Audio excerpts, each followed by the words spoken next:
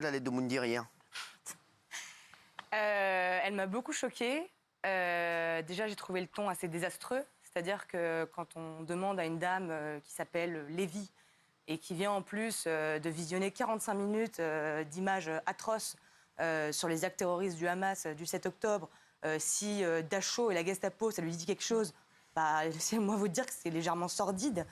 Mais au-delà de ça, et du ton général, bah, tout était faux, quoi. Tout était faux, pratiquement, ou en tout cas que la quasi-totalité était faux. Alors, les musulmans ont sauvé la France. Mais je suis désolée, mais faut dégonfler son melon, quoi. Et à un moment donné, je ne sais pas où vous êtes allé à l'école ou qui vous a appris ça, mais il faut dégonfler son melon. Les musulmans n'ont jamais sauvé la France. Les musulmans morts, ça représente 100 000 morts sur les 2 guerres mondiales. Sur les 2 guerres mondiales. Donc ces gens sont venus, ils sont morts pour la France et on les remercie. Mais rien qu'à la Première Guerre mondiale, il y a eu 1 300 000 morts. Donc les musulmans n'ont pas sauvé la France, vous voyez ce que je veux dire. Ensuite, les musulmans ont sauvé la France pendant que les Français étaient chez eux tapis à collaborer. Mais vous vous prenez pour qui ? Mais vous crachez mais sur les Français, sur toute leur mémoire. La collaboration, les historiens l'estiment entre 2 à 5% en France. Jean Moulin, il n'est pas né à Rabat, d'accord ? Charles de Gaulle, pareil. C'était un Français. Donc, ce n'est pas les musulmans qui ont sauvé la France, c'est les Français qui ont sauvé la France et les Alliés. Je poursuis.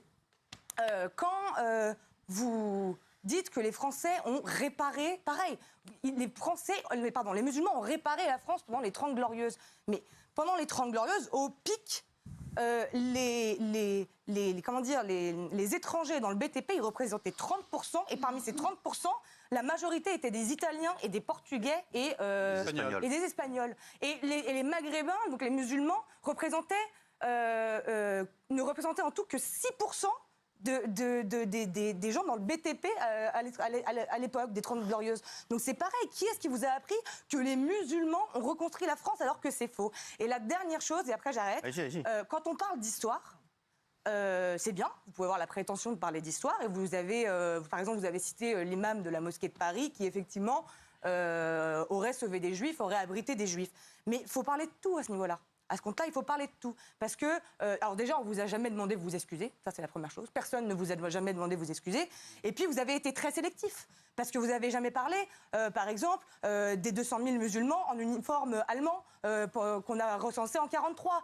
Vous n'avez jamais parlé des divisions de SS entières composées de musulmans dans les Balkans. Vous n'avez pas parlé du moufti de Jérusalem qui avait des relations très étroites avec Hitler et qui a empêché des milliers de juifs des pays de l'Est de s'exiler, enfin de fuir en Palestine pour éviter les camps. Et vous n'avez pas dit que dans tous les pays arabo-musulmans en ce moment, Mein Kampf est un best-seller qui se vend extrêmement bien plus, c'est même pas comparable que dans les pays occidentaux. Et vous l'avez balayé d'un revers de main, jamais écouté Elisabeth Lévy quand elle vous a dit que depuis 30 ans, voire plus, tous les morts juifs tués parce qu'ils sont juifs l'ont été par la main de musulmans. Mais je sais que c'est dur à entendre, mais c'est une simple vérité.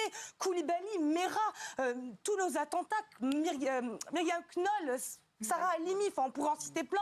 Et vous ne pouvez pas m'en citer un qui n'a pas à voir avec l'islam. Mais donc, voilà, et encore une fois, Elisabeth Lévy, que vous avez agressée sans raison, n'avait jamais dit que tous les musulmans étaient antisémites. Elle a dit qu'il y avait un problème de surreprésentation en ce moment dans l'islam avec l'antisémitisme.